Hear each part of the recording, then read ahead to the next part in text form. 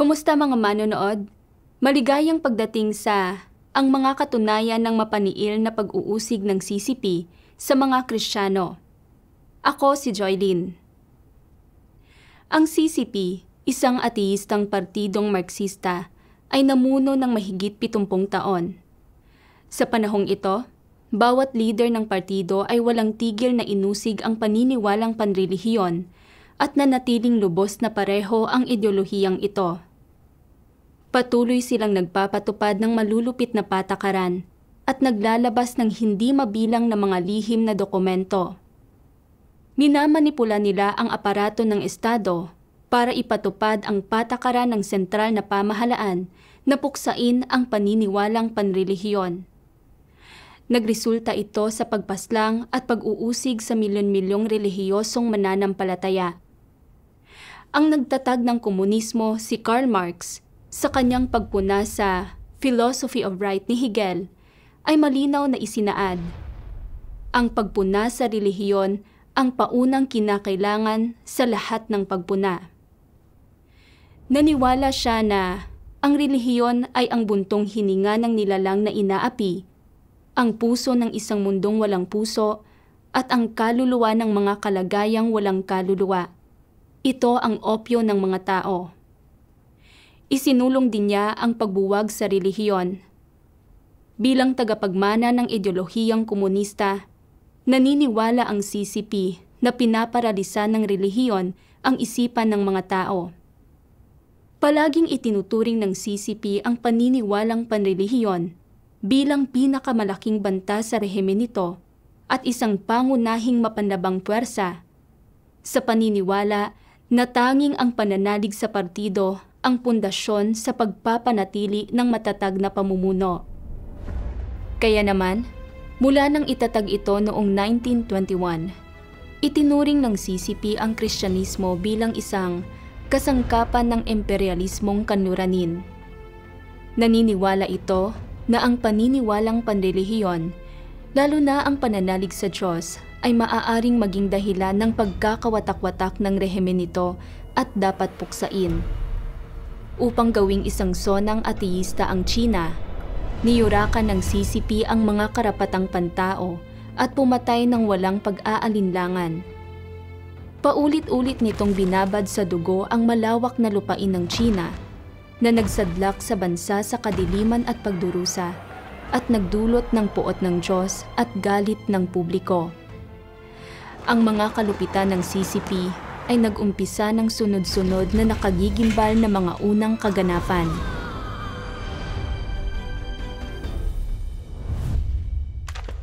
Una, ang panahon ni Mao Zedong, paglulunsad ng Three Self-Patriotic Movement at pagpuksa sa lahat ng grupong panrelihiyon.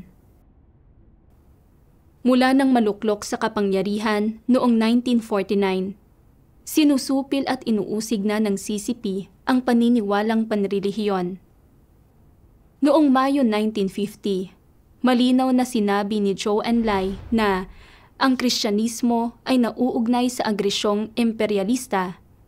Iginigiit na ang mga simbahang Kristiyano ay dapat maging malaya at nagsasarili at putulin ang ugnayan ng mga ito sa imperialismo.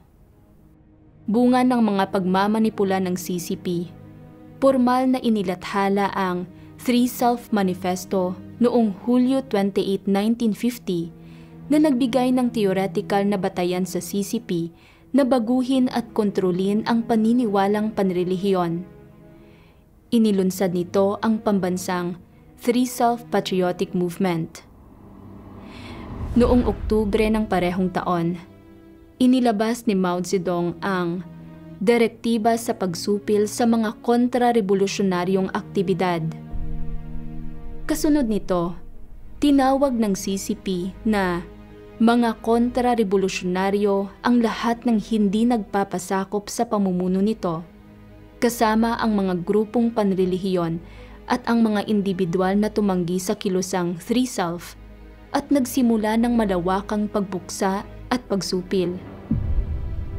Simula noong 1954, nagtatag ang CCP ng mga komite ng Three Self-Patriotic Movements sa buong bansa. Ang layunin ng CCP ay baguhin ang umuusbong na mga house church sa China para maging mga makabayang simbahang Three Self sa ilalim ng pamumuno ng Partido Komunista upang makamit ang ganap na politikal na kontrol sa Protestantismo, Katolisismo at Eastern Orthodox Church. Anumang mga grupong panrelihiyon at individual na tumangging sumali sa kilusang Three Self ay tinawag na mga iligal na organisasyon, masasamang kulto, mga kontra-revolusyonaryo at mga tuta ng imperialismo at isinailalim sa matinding pagsupil at pag-uusig. Sa kalagitnaan hanggang huling bahagi ng dekada 50, ang mga leader ng simbahang Kristiyano tulad nina Watchman Nee, Wang Mingdao at Yuan Shangchen ay binansagang mga kontra-revolusyonaryo. Si Watchman Nee ay sinentensyahan ng 20 taon at namatay isang araw bago siya palayain. Sina Wang Mingdao at Yuan Shangchen ay sinentensyahan ng habang buhay na pagkakakulong. Noong 1972, ipinakita ng mga estadistika mula sa The Hong Kong Times batay sa 156 na pahayagan at 57 periodiko mula sa mainland China na mula 1950 hanggang 1953 pa lang, humigit kumulang 60,000 Kristiyano ang ibinilanggo at may kabuuang 10,690 ang nasentensyahan sa pagitan ng 1957 at 1958. Mula 1957 hanggang 1958, inilunsad ng gobyerno ng CCP ang kampanyang kontra makakanan. Hindi mabilang na mga Kristiyano ang tinawag na mga makakanan at mahigit 2,230 sa kanila ang pinatay. Iniulat ng Vatican News na sa pagitan ng 1951 at 1954, halos lahat ng dayuhang misyonaryong Katoliko ay pinalayas mula sa China. Ginamit ng CCP ang mga kampanyang tulad ng pagsupil sa mga kontra-revolusyonaryo, pagpuksa sa mga kontra-revolusyonaryo at ang kampanyang kontra makakanan upang lipulin ang mga lider na panrelihiyon at mga mananampalataya, kinumpiska ang mga ari-arian, isinara ang mga lugar panrelihiyon at pinalayas ang mga dayuhang misyonaryo na unti-unting nagkait sa relihiyon ng espasyo para sa pampublikong pag-iral.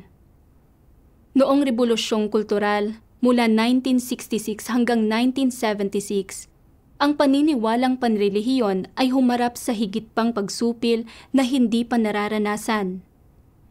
Itinuring ng CCP ang lahat ng gawaing panrelihiyon na mga pamahiing piyudal at mga gawaing kontra-revolusyonaryo. Isinara ang mga simbahan, sinunog ang mga Biblia, at kinumpiska ang mga ari-arian ng mga mananampalataya.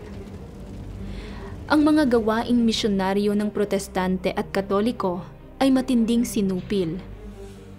Ang mga pastor at pari ay hindi lang pinuna sa publiko, ikinulong at binugbog, kundi humarap din sa pagkakabilanggo, pagpapahirap at maging sa kamatayan. Ayon sa isang artikulo sa Bitter Winter, isang Italianong magazine tungkol sa karapatang pantao, lahat ng relihiyosong grupo at institusyon ay pinuksa noong Rebolusyong Kultural, kabilang ang 5 aprobado ng Estado at kontrolado ng CCP. Ang pagkakaroon ng Biblia o estatwa ni Buddha sa tahanan ay sapat na para maaresto at mapatay pa nga. Itinuro din ng artikulo na hindi bababa sa 500,000 mananampalataya ng iba't ibang relihiyon ang pinatay o namatay sa mga kampo ng paggawa. Ayon sa mga pagtantya ng isang Aleman na organisasyong misyonaryong ebanghelikal, humigit kumulang 34,000 Kristiyano ang pinatay sa China noong panahon ng Rebolusyong Kultural. Ikalawa, ang panahon ni Deng Xiaoping. reforma at pagbubukas kaakibat ng pag-uusig sa relihiyon. Matapos maluklok sa kapangyarihan si Deng Xiaoping noong 1978, kinailangang baguhin ng CCP ang paninindigan nito sa relihiyon upang isulong ang patakarang reforma at pagbubukas nito at makaakit ng dayuhang pamumuhunan. Isa itong hakbang para itago ang pag-uusig nito sa relihiyon at linlangin ang mundo. Noong 1982, sa unang pagkakataon, iminungkahi ng CCP na protektahan ang kalayaan sa relihiyon sa antas ng konstitusyon. Tila ipinahihiwatig ng hakbang na ito ang pagluluwag sa patakarang panrelihiyon, pero sa katunayan, hindi humupa ang pagsupil ng CCP. Palihim na patuloy nitong mahigpit na kinontrol ang lahat ng organisasyong panrelihiyon. Ang mga grupong panrelihiyon, maliban sa mga organisasyong kinikilala at kontrolado ng Estado tulad ng Simbahang Three Self, ng Chinese Patriotic Catholic Association at ng Buddhist Association, ay patuloy na humarap sa matinding pagsupil. Noong 1983, sa ilalim ng pamumuno ni Deng Xiaoping, naglunsad ang CCP ng malawakang kampanyang Strike Hard sa buong China. Bukod sa pagtugi sa iba't ibang kriminal na pagkakasala, pinaigting nito ang pagsupil sa mga illegal o reaksyonaryong grupong panrelihiyon tulad ng mga shouter. Ipinasara ng CCP ang mga house church, sinasabing ginugulo ng mga ito ang kaayusang panlipunan at inaresto at ibinilanggo ang mga leader at manggagawa ng mga ito. Noong dekada 80, naglunsad din ang CCP ng mga kampanya para linisin at ituwid ang mga lugar panrelihiyon. Ang mga relihiyon tulad ng Kristyanismo, Katolisismo at Budismo ay matinding pinonterya. Sa lalawigan ng Henan pa lang, ang mga leader ng simbahan at mananampalataya ng mga shouter ay inaresto sa maraming lugar tulad ng Anyang at Pingdingshan, at ang ilan ay namatay pa dahil sa pag-uusig na ito. Ayon sa isang ulat ng Human Rights Watch, isang organisasyong nakabase sa US, sa pagitan ng 1983 at 1984, ang mga leader mula sa mahigit 20 simbahan ng mga shouter sa Lushan County, Henan, ay ikinulong, pinuna sa publiko, ipinarada at sinentensyahan ng 15 hanggang 16 na taon. Ang mga leader mula sa ibang mga simbahan, kabilang ang mga county ng Baofeng at Ye, ay nakatanggap ng mga sentensyang 8 hanggang 15 taon. Sa panahon ng kampanyang Strike Hard na ito, maraming leader sa relihiyon at mga katrabaho ang ibinilanggo na nagparalisa sa gawain ng simbahan at nagdulot ng isa pang matinding dagok sa mga house church. Noong unang bahagi ng dekada 90, tahimik na muling sumiklab ang kilusan ng house church sa buong China. Ang mga house church sa mga lalawigan tulad ng Henan, Anhui, Shandong at Zhejiang ay sunod na umunlad at mabilis na lumawak na nakaakit ng mas maraming mananampalataya kaysa sa mga simbahang Three Self. Noong 1991, ang paglitaw ng isang bagong grupong Kristiyano, ang Iglesia ng Makapangyarihang Diyos, ay nagdala ng muling pagsigla na hindi pa nararanasan at ng isang bagong kalakaran ng gawain ng banal na espiritu sa mga house church. Sa mga sumunod na taon, mabilis na lumawak ang Iglesia ng Makapangyarihang Diyos at mabilis na lumaki ang bilang ng mga miyembro. Nagdulot ito ng sensasyon sa mundo ng relihiyon at nag-udyok ng pagkataranta sa loob ng CCP na pagkatapos ay ginawang prioridad ang pagsupil sa Iglesia ng Makapangyarihang Diyos. Humarap ang Iglesia ng Makapangyarihang Diyos sa labis na malupit at brutal na pagsupil kahit na ikumpara sa ibang mga house church. Naglabas ang mga awtoridad ng mga wanted poster at malalaking pabuya para sa pinakamataas na administratibong leader ng iglesia.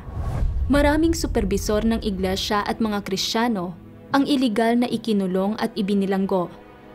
Ang ilan ay ipinarada sa publiko, ang iba ay pinatawan ng mabibigat na multa, at ang iba pa ay dumanas ng brutal na pagpapahirap at ipinadala pa para mareporma sa pamamagitan ng pagtatrabaho. Ikatlo, ang panahon ni Jiang Zemin. Paglalabas ng dokumento bilang 50, pagtatatag ng 610 office, at paglulunsad ng Project 807. Noong 1995, sa ilalim ni Jiang Zemin, inilabas ng CCP ang dokumento bilang 50. Binansagan nitong masasamang kulto ang mga grupong panrelihiyon na tumangging sumali sa simbahang Three Self tulad ng mga Shouter, ang Praktikal na Diyos, ang All Ranges Church, ang The Anointed King, at ang Mentuhui. Kasunod nito, ang mga grupong panrelihiyon na ito ay humarap sa mas brutal pang pagsupil.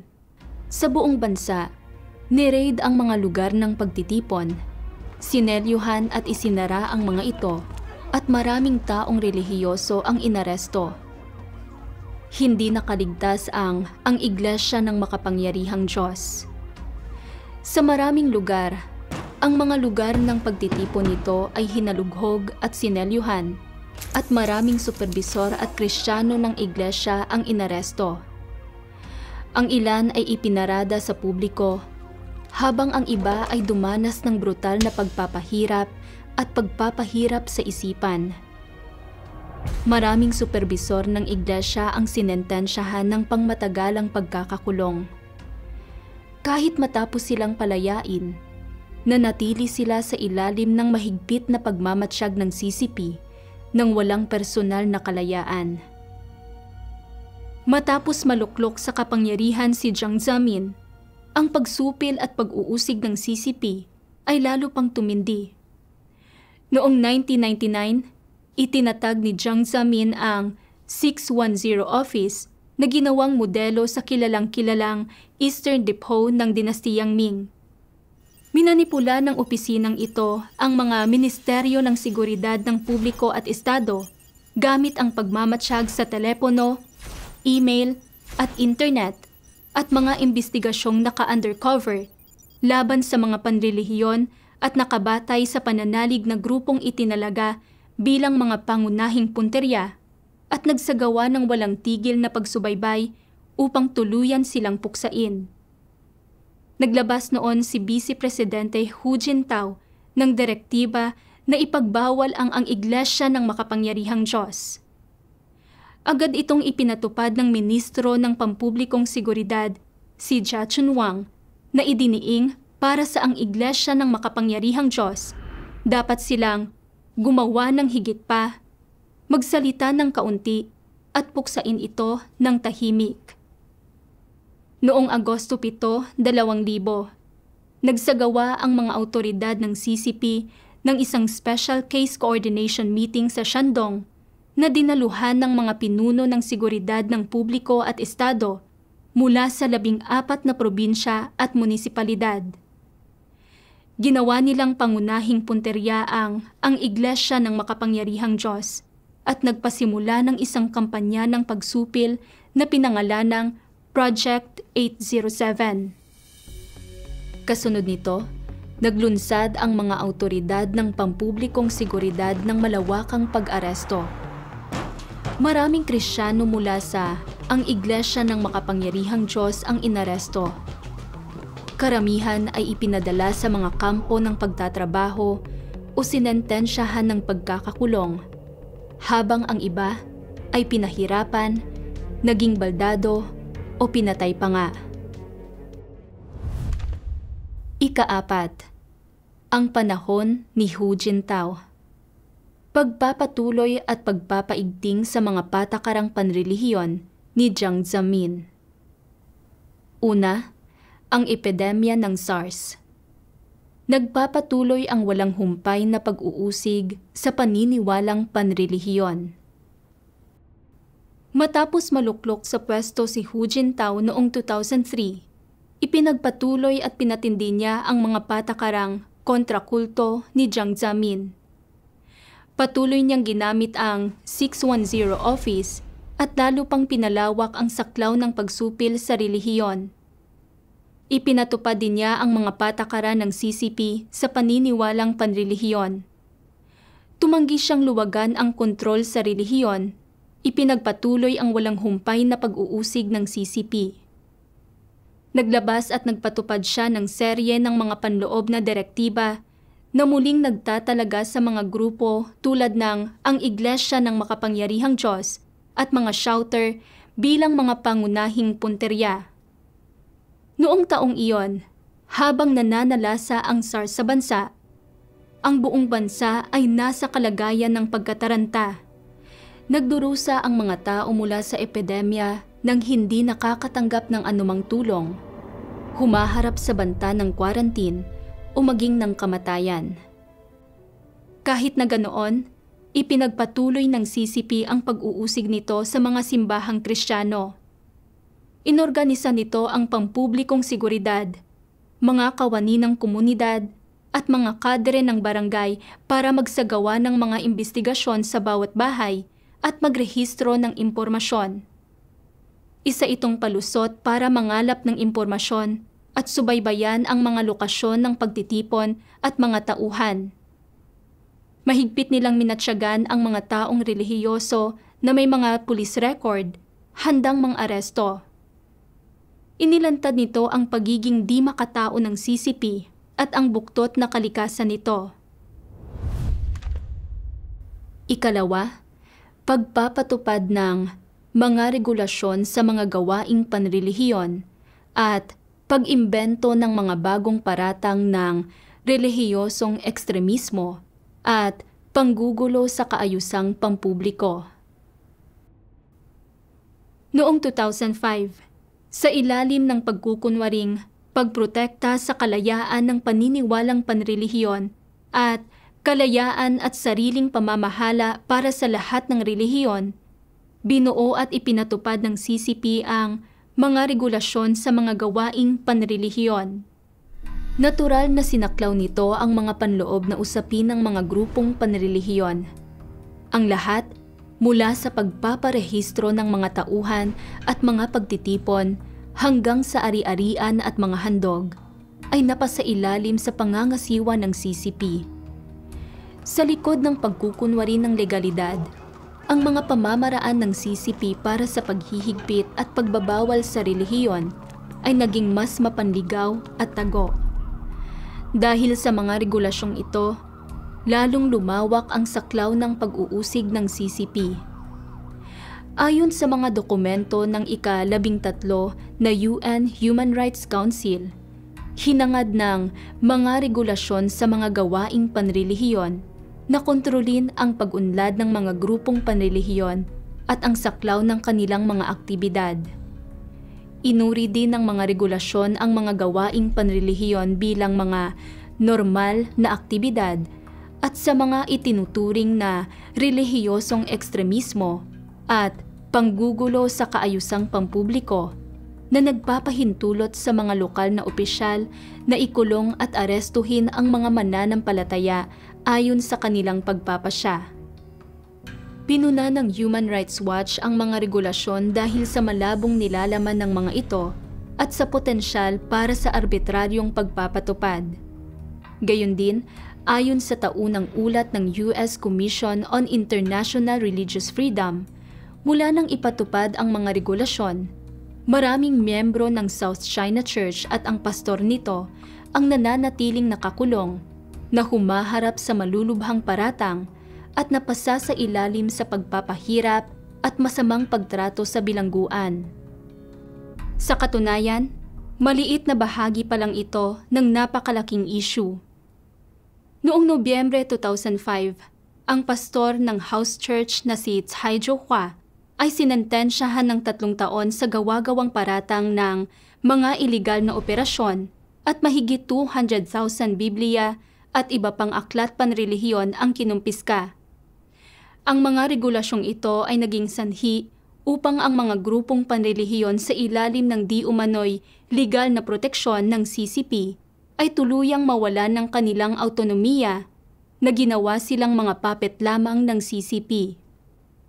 Ang mga grupong panrelihiyon na walang legal na proteksyon na ito ay binansagan ng mga bagong paratang ng relihiyosong ekstremismo at panggugulo sa kaayusang pampubliko na nagbibigay ng legal na batayan para sa arbitraryong pag-aresto at pagkumpiska ng CCP. Ikatlo, ang Golden Shield Project. Ang mga relihiyosong grupo at mga tumututol ay nahaharap sa kalamidad na walang katulad. Noong bago pa lang ang internet at hindi pa laganap, nagsimulang gumamit ang CCP ng IT para bumuo ng isang pambansang sistema ng impormasyon para sa pampublikong seguridad. Habang umuunlad ang teknolohiya ng impormasyon, lihim na nagplano ang CCP na magdagdag ng mga function sa pagsubaybay sa network sa sistemang ito. Sa pamamagitan ng pagkuha, pagkolekta, at pag-block sa sensitibong impormasyon, maaari nilang subaybayan at supilin ang mga taong relihiyoso, mga sumasalungat at mga aktivista ng karapatan. Dahil dito, hindi nagtipid ang CCP at nag-angkat ng mga makabagong dayuhang teknolohiya para sa internet at pagmamatsyag at pinakilos ang maraming departamento ng gobyerno para itatag ang Golden Shield Project.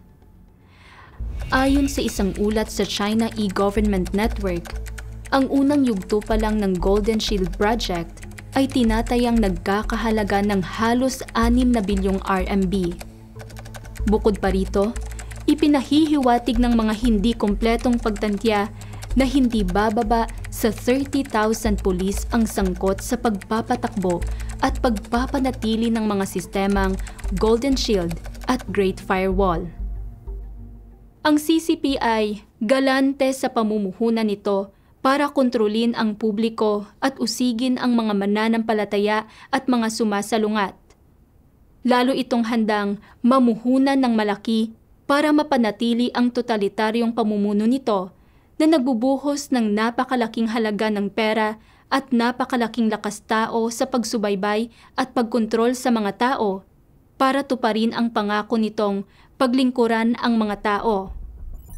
Habang patuloy na umuunlad ang teknolohiya ng internet, lumawak ang Golden Shield Project mula sa pamamahala ng network ng pampublikong seguridad tungo sa pagmamatsyag sa internet at pagpapanatili ng katatagan. Nakamit ng function na ito ang orihinal na layunin ng CCP para sa proyekto. Matapos ang opisyal na pagpapatupad nito, ginamit ang proyekto para subaybayan ang opinyon ng publiko, mangolekta at mag-block ng sensitibong impormasyon na nagbibigay ng isang malakas na teknolohikal na sandigan para sa pag-uusig ng CCP sa mga grupong panrelihiyon at mga sumasalungat. Gayunpaman, ang suportang teknolohikal para sa Golden Shield Project ay nagmula sa mga kumpanya ng teknolohiya sa maraming bansa na pinangunahan ng Cisco ng Amerika. Ang kanilang patuloy na suportang teknolohikal ay naging malakas ang impluwensya sa kontrol ng CCP sa mga mamamayan at sa pagsupil nito sa relihiyon. Ang napakalaking sistemang ito ng pagmamatsyag sa antas ng Estado ay hindi lamang mahigpit na nakahawak sa pangunahing impormasyon ng lahat ng mamamayan, kundi gumagawa rin ng mga espesyal na dokumento tungkol sa mga grupong panrelihiyon at mga pangunahing punterya ng pagsupil na nagbibigay daan sa pangmatagalang pagsubaybay at real-time na pagmamatsyag. Lubos nitong pinadali ang mga pagsisikap ng mga awtoridad sa pagkontrol at pag-aresto. Ang Golden Shield Project ng CCP ay naglatag ng isang hindi matatakasang lambat sa buong China na mahigpit na humahawak sa buong populasyon sa malademonyong galamay nito. Ipinatupad ang proyekto sa panahon ng administrasyon ni Hu Jintao at Wen Jiabao. Bagamat ang sa kanila ay isang puppet na gobyerno, higit na pinabilis at pinatindi ng Golden Shield Project ang kanilang pagsupil sa relihiyon na humantong sa saganang mga pakinabang at maraming pampulitikang tagumpay. Ayon sa hindi kumpletong estadistika, ginamit ng mga awtoridad ang Golden Shield Project para supilin ang mga house church ng maraming beses. Biglang dumami ang bilang ng mga inarestong pastor, superbisor ng iglesia at mga Kristiyano at napakalawak ng saklaw ng mga pag-aresto. Nadawit din ang mga magulang, anak, kamag-anak at kaibigan ng maraming Kristiyano. Ang lahat ng ito ay humantong sa tuluyang pagbuwag sa maraming house church. Libu-libong sumasalungat, relihiyosong mananampalataya at aktibong gumagamit ng internet ang inimbitahan para magtsaa o pinatikim ng pagkain sa bilangguan dahil sa pagmamatsyag sa internet, at ang ilan ay nakatanggap pa ng mga pangmatagalang tiket sa pagkain. Ang paggawang krimen sa pananalita ay naging karaniwan na sa sosyalismong may mga katangiang Tsino. Hindi direktang sinusubaybayan din ng mga awtoridad ang mga kilos ng mga taong relihiyoso at sumasalungat na nasa ibang bansa sa pamamagitan ng pagmamatsyag sa paggamit ng internet at mga komunikasyon ng kanilang mga kamag-anak sa China, at pagkatapos ay nagbibigay ng mga banta. Kasabay nito, minamanipula nila ang mga internet troll at mga peking account para atakihin ang mga grupong panrelihiyon at mga sumasalungat sa mga plataporma ng social media sa ibang bansa. Dahil sa hirap sa pagkolekta ng impormasyon, ang mga partikular na detalyeng kasalukuyan naming hawak ay limitado sa pagsupil ng CCP sa ang Iglesia ng Makapangyarihang Diyos at sa mga pag-aresto sa mga miyembro nito. Salamat sa tulong ng Golden Shield Project, maraming malawakang pag-aresto ang isinagawa noong administrasyong Hu at Wen, kabilang, bukod sa iba pa, ang Operasyong Thunder 3 noong 2005, ang Operasyong Thunder 3 0808 sa Guangdong mula 2008 hanggang 2009, ang Operasyong 7.17 sa Shanxi noong 2009, at ang Operasyong Thunder 3 sa Henan noong 2011. Ayon sa hindi kumpletong estadistika, sa pagitan lamang ng 2011 at 2013, hindi bababa sa 111,740 miyembro ng ang Iglesia ng Makapangyarihang Diyos ang sapilitang pinagmulta o kinikilan. 35,330 ang hinalughog ang mga tahanan. Hindi bababa sa 380,000 ang inaresto o iligal na ikinulong, at 43,640 ang isinailalim sa brutal na pagpapahirap. Hindi bababa sa 10 Kristiyano mula sa ang Iglesia ng Makapangyarihang Diyos ang pinahirapan hanggang mamatay. Ngunit ipinahayag ng mga opisyal sa publiko na ang mga individual na ito ay namatay dahil sa sakit sa puso, pagpapakamatay, cancer o schizophrenia. Ang Golden Shield Project ay matagumpay na ginawang isang nakamamatay na sandata ng CCP para sa pag-uusig sa relihiyon at pagsupil sa mga sumasalungat. Pinapanatili nito ang totalitaryong pamumuno ng CCP at naging pansagip sa diktadura nito. Hindi lamang nito inaalis sa mga mamamayan ang kanilang mga pangunahing karapatang pantao, kundi nagdulot din ito ng isang kalamidad na hindi pa nararanasan sa mga grupong panrelihiyon at mga sumasalungat.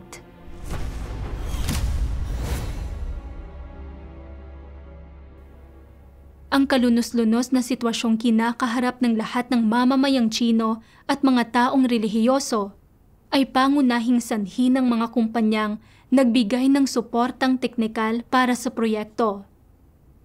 Dapat nating sabihin na ang Golden Shield Project na nag-iisang nilikha ng CCP ay naging isang kahiyahiyang mantsa sa kasaysayan ng pag-unlad ng teknolohiya at nagmamarka ng isang pag-urong sa kasaysayan ng sibilisasyon ng tao. Magdudulot ito ng sakuna sa mga tao sa buong mundo. Noong panahon pa ni Deng Xiaoping, ang prinsipyo ng CCP ay ang katatagan ay nangingibabaw sa lahat. Sa makatuwid, sa pangkalahatang pambansang gawain ng CCP, ang pagpapanatili ng katatagan ay palaging pangunahing prioridad para sa komisyon sa mga usaping pampolitika at legal nito at sa sistema ng pampublikong seguridad. Ipinapakita ng mga pampublikong datos na noong 2011, ang paggasta ng China sa pagpapanatili ng katatagan ay nalampasan na ang budget nito sa militar. Ang mga pondong ipinupuhunan ng CCP sa panloob na kontrol, kabilang ang kontrol sa mga usaping panrelihiyon, ay higit na lumalampas sa paggasta nito sa pambansang seguridad, kapakanan at mga serbisyong pampubliko. Dahil ang mga usaping panrelihiyon ay may espesyal na kahalagahan sa pamamahalang panlipunan, itinuturing ito ng CCP bilang isang mahalagang bahagi ng pamumuno nito. Sa layuning ito, ginawa ng CCP ang pagkontrol, pagsupil at pagbabawal sa relihiyon bilang isang sentral na bahagi ng gawain nito upang mapanatili ang katatagan at pamahalaan ang bansa. Ikalima, ang panahon ni Xi Jinping. Ang pangarap na Chino ni Xi Jinping. Noong 2012, habang idiniklara ang slogang, ang adhikain ng mga tao para sa isang mas mabuting buhay ang ating layon sa pakikipaglaban, naluklok sa kapangyarihan si Xi Jinping. Si Xi Jinping, na may kinikimkim na pangarap na Chino, ay unang binuhay at pinag-ibayo ang mga patakaran sa pagkontrol noong panahon ni Mao tulad ng karanasang Fangchao at parusang panlahatan. Ginamit niya ang mga ito bilang kanyang gabay na ideolohiya para sa pagkontrol at pagreporma sa mga grupong panrelihiyon at mga sumasalungat. Una, pagbuhay at pagpapaibayo sa karanasang Fangchao at ang patakaran sa parusang panlahatan noong panahon ni Mao. Ang pinakabuod ng karanasang Fangchao ay ang sulsulan ang mga tao na labanan ang isa't isa, na nagiging dahilan upang subaybayan at iulat nila ang isa't isa, at gamitin ang masa upang makamit ang mas malalim na kontrol sa lipunan. Upang maipatupad ang karanasang Fangchao, ang mga lokal na pamahalaang pambayan sa buong China ay naglalabas ng mga pampublikong abiso na nag-aalok ng mga pabuya para sa mga impormante. Sa likod ng pagkukunwari ng kampanyang kontrakulto, hinihikayat nila ang publiko na iulat ang isa't isa, sa partikular, pagpunterya sa mga Kristiyanong nananampalataya sa makapangyarihang Diyos para sa mahigpit na pagmamatsyag. Ang mga pabuya na mula 200 hanggang 10,000 RMB ay ibinibigay para sa mga balidong ulat na may mas malalaki pang pabuya para sa pagbibigay ng mahahalagang impormasyon. Ang mga miyembro ng partido na may alam sa mga naturang individual ngunit hindi nag-uulat ay nahaharap sa probasyon, pagbaba ng ranggo o suspension. Ang mga ordinaryong mamamayan na hindi nag-uulat ng mga taong alam nilang nananampalataya sa makapangyarihang Diyos o nagbibigay sa kanila ng mga lugar para sa mga aktibidad o nagpapakilala sa iba na sumali ay mahaharap sa detensyon o mga parusang kriminal. Bukod dito, binago ng CCP ang tradisyonal na sistemang Chino na magkasanib na pagtatanggol ng 5 sambahayan sa kasalukuyang sistema ng pamamahala sa grid. Ipinapatupad ito sa mga lugar sa syudad at probinsya. Bawat komunidad o nayon ay nahahati sa ilang grid at ang mga residente ng bawat grid ay sinusubaybayan ng isang tagapangasiwa ng grid. Ang mga tagapangasiwa ng grid ay kinakailangang bisitahin ang mga susing individual at lokasyon sa loob ng kanilang grid nang hindi bababa sa isang beses sa isang buwan at dapat magpatrolya sa lahat ng sambahayan at lugar isang beses kada quarter na may espesyal na pokus sa pagsubaybay sa mga mananampalataya at mga nagpepetisyon. Ang mga tagapangasiwa ng grid ay pinipilit na mag-install ng isang espesyal na mobile app sa kanilang mga telepono. Ang tunay na misyon ng app na ito ay upang tiyakin na ang mga tagapangasiwa ng grid ay ganap na kontrolado ng mga awtoridad. Dapat handa silang tumanggap ng mga utos at mag-ulat ng impormasyon anumang oras. Tinitiyak na ang bawat kahina-hinalang kilos na ginagawa ng mga residente, lalo na ang anumang aktibidad na may kaugnayan sa relihiyosong pananalig, ay agad na kinukunan ng litrato at inuulat sa gobyerno. Sa sandaling may mangyaring anumang di pangkaraniwang aktibidad sa loob ng isang grid, agad itong malalaman ng CCP at maaaring magsagawa ng mga pag-aresto. Inaalis ang lahat ng potensyal na banta bago pa man mangyari ang mga ito. Nagpapatupad din ang mga awtoridad ng CCP ng isang patakaran na parusang panlahatan. Nililigalig at pinagbabantaan ng CCP ang mga miyembro ng pamilya ng mga Kristiyano. Sa mga elementarya, sila pa nga ay gumagamit ng mga talatanungan upang siyasatin kung ang mga pamilya ng mga mag-aaral ay may mga paniniwalang panrelihiyon. Halimbawa, tinatanong ang mga mag-aaral, saan nagmula ang mga tao?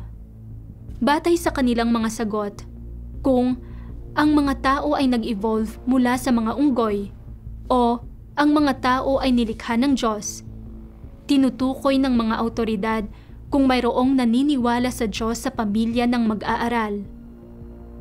Sa sandaling matuklasan na mayroong mananampalataya sa tahanan ng isang mag-aaral, mabilis na mag-iimbestiga at magmamanman ang pulisya ng CCP at sa ilang kaso ay nagsasagawa pa ng agarang pag-aresto sa bahay nito. Sa mga paaralan, laganap ang diskriminasyon laban sa mga anak ng mga Kristiyano. Sa sandaling malaman ng mga awtoridad ng paaralan na ang mga magulang ng isang mag-aaral ay nananampalataya sa makapangyarihang Diyos, tinatanong ang mag-aaral at pinipilit na hikayatin ang kanyang mga magulang na talikuran ang kanilang pananalig. Itinatakda rin ng mga awtoridad na ang mga Kristiyano, ang kanilang mga kapamilya at 3 henerasyon ng kanilang mga inapo ay hindi maaaring kumuha ng mga pagsusulit sa pagpasok sa universidad, maglingkod sa militar o mag-apply para sa mga trabaho sa serbisyong sibil. Isang patakarang maihahambing sa sinaunang kaugaliang Tsino na paglipol sa siyam na sangay ng pamilya. Ikalawa, pag-imbento ng kaso sa Jiaoyan para manipulahin ang opinyon ng publiko at lumikha ng isang pampublikong kaaway. Ginagamit ng CCP ang lahat ng sektor ng lipunan para subaybayan ang mga Kristiyano at mga sumasalungat na lumilikha ng isang kapaligirang may matinding panggigipit dahil sa takot at hinala. Ang China ay naging isang buhay na impyerno. Sa kabila nito, naramdaman pa rin ni Xi Jinping na ang mga pamamaraang ginamit ng kanyang mga hinalinhan para supilin ang relihiyon ay masyadong konserbatibo at malumanay at nabigong makamit ang layon na ganap na puksain ang paniniwalang panrelihiyon. Sa makatuwid, pagkatapos maluklok sa kapangyarihan, nagpasya si Xi Jinping na talikuran ang matagal ng malumanay na diskarte ng CCP sa relihiyon na nangangakong hahampasin ito ng kamaong bakal. Noong Mayo 28, 2014, pinlano at inimbento ng CCP ang kaso sa Jiaoyan sa Shandong. 3 araw lamang matapos ang insidente, Nang walang anumang paglilitis o hatol ng korte, sabik na inilarawan ng CCP sa publiko ang kaso, idinidiin at kinokondina ang iglesia ng makapangyarihang Diyos. Mabilis na ginamit ng CCP ang mga nangungunang programa ng China Central Television tulad ng News Live, Focus Report at Oriental Horizon, pati na rin ang mga pangunahing pahayagan tulad ng People's Daily at Guangming Daily, at mga media outlet na tagapagsalita ng partido tulad ng Xinhuanet, Huanqiu.com at CCTV.com para eksaheradong isapubliko at iulat ang kaso sa Jiaoyan. Ang mga komersyal na web portal sa ilalim ng kontrol ng CCP tulad ng Sina at Sohu, kasama ang iba't ibang lokal na pahayagan at istasyon ng radyo ay mabilis na gumaya. Sa isang iglap, isang napakalaking opensiba ng media ang ginawa sa buong mainland China. Kakatuwa na maging ang kilalang British outlet, ang BBC, ay sumunod sa kalakaran. Nang hindi nauunawaan ang mga katunayan ng usapin, bulag nitong ginaya ang media ng partido ng CCP at sa huli ay naging tagapagsalita para sa CCP sa pagkakataong ito. Kapansin-pansin na ang mga pangunahing media outlet ng CCP ay nagunahan para magbigay ng eksaheradong pagbabalita sa isang ordinaryong kasong kriminal. Bukod dito, ang mga ulat ay pawang nagpakita ng milagrosong bilis, napakahusay na koordinasyon at iisang tono. Maging ang pagkiling ng media at ang mga konklusyong nabuo ay kapansin-pansing magkakatulad. Ang mga pamilyar sa mga patakaran ng CCP at sa mga karaniwang pamamaraan at gawain nito ay nakaamoy na ng panganib sa balitang ito. Kondinahin muna, pagkatapos ay siraan. Bumuo muna ng momentum, pagkatapos ay supilin. Hindi ba't ito ang klasikong taktika ng CCP para siraan ang mga sumasalungat at atakihin ang mga kaaway sa politika? Naglulunsad na naman ba ng isa pang rebolusyong kultural ang CCP? Sino ang pupuntiryahin ng publiko sa pagkakataong ito? O naglulunsad ba ito ng iba pang kampanya? Sino ang magiging puntirya ng pagtuligsang ito? Ang mga matatanda na nabuhay sa ilalim ng hindi mabilang na mga kampanya sa ilalim ng pamumuno ng CCP ay alam na pagkatapos mapanood ang balitang ito na mapapahamak ang iglesia ng makapangyarihang Diyos. Gaya ng kasabihan, ang edad ay nagdudulot ng karunungan at syempre, tama sila. Wala pang isang buwan nang lumabas ang mga ulat habang mabilis na tumindi ang opinyon ng publiko. Ang buong lipunan ay kumalaban sa ang iglesia ng makapangyarihang Diyos. Inilalagay ito sa tuntungan ng paghatol para sa pampublikong pagtuligsa. Isang pambansang kampanya ng pagpuna na pumupuntirya sa ang iglesia ng makapangyarihang Diyos ang isinasagawa. Ito mismo ang perpektong resulta na hinangad ng CCP sa pag-imbento ng insidente upang itatag ang iglesia ng makapangyarihang Diyos bilang isang pampublikong kaaway. Natural lamang na ang CCP noon ay naglunsad ng isang bagong yugto ng pagsupil at pag-uusig laban sa ang iglesia ng makapangyarihang Diyos. Pagkatapos ng kaso sa Jiaoyan, muling itinalaga ng CCP ang mga house church tulad ng ang Iglesia ng Makapangyarihang Diyos at ang mga shouter bilang masasamang kulto. Itinuturing ang mga ito na tinik sa lalamunan nito. Nanumpa itong makamit ang bagong kaluwalhatian sa kampanya nito na supilin at usigin ang relihiyon upang tuluyang ipagbawal ang lahat ng paniniwalang panrelihiyon, gawing isang sonang ateísta ang China, lubusang isakatuparan ang pangarap na Chino nito, at tiyakin ang walang hanggang kontrol ng Partido Komunista sa mga mamamayang Chino. Mula Hulyo 1 hanggang Oktubre 1, 2014, pinakilos ng CCP ang pampublikong seguridad, armadong pulisya at ang mga puwersang militar upang mabilis na maglunsad ng isang pambansang 100 araw na labanan upang supilin at ipagbawal ang Iglesia ng Makapangyarihang Diyos na nagdedeklarang ang mga puwersa ay aatras lamang kapag kumpleto na ang pagbuksa. Naglaan din ito ng 10 milyong RMB para gantimpalaan ang mga naging aktibo sa operasyon. Ayon sa hindi kumpletong estadistika, dahil sa operasyong ito, napilitan ang hindi bababa sa daan-daang libong Kristiyano mula sa Iglesia ng Makapangyarihang Diyos na tumakas mula sa kanilang mga tahanan o mapalayas. Malaking bilang ng mga Kristiyano ang nawala o hindi na makontak. Hindi bababa sa 1,858 Kristiyano ang inaresto na may daan-daang sinintensyahan ng pagkakakulong at hindi bababa sa 6 na Kristiyano mula sa iglesia ang pinahirapan hanggang mamatay. Ang CCP ay ganap na nakabatay sa Marksismo at ang ubod ng Marksismo ay ang diktadura ng proletaryado at ang marahas na pag-agaw sa kapangyarihan. Ang mga gabay na ideolohiya nito ay ateismo at materialismo na ganap na nagkakaila sa pag-iral ng Diyos, ay mapanlaban sa lahat ng anyo ng teismo at nagtataguyod ng pag-aalis sa lahat ng relihiyon.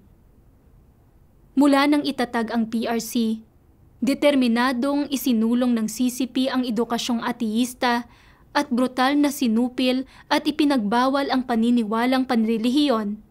Ginagamit ito bilang isa sa mga pangunahing paraan upang mapanatili at pahabain ang pamumuno nito. Mula nang maluklok sa kapangyarihan, palaging ipinapatupad ng CCP ang ideolohiyang Marksista at sumusunod sa landas ng Marksista. Sa gabay ng ateismong Marksista, hindi kailanman tumigil ang panunupil nito sa relihiyon at lalo lamang itong naging walang kontrol. Ang buhay ng hindi mabilang na mga Kristiyano ay niyurakan sa ilalim ng malademonyong mga galamay ng CCP. Ang mga utos ng CCP na arestuhin ang mga Kristiyano ay tulad ng mababangis na atungal ng mga demonyo.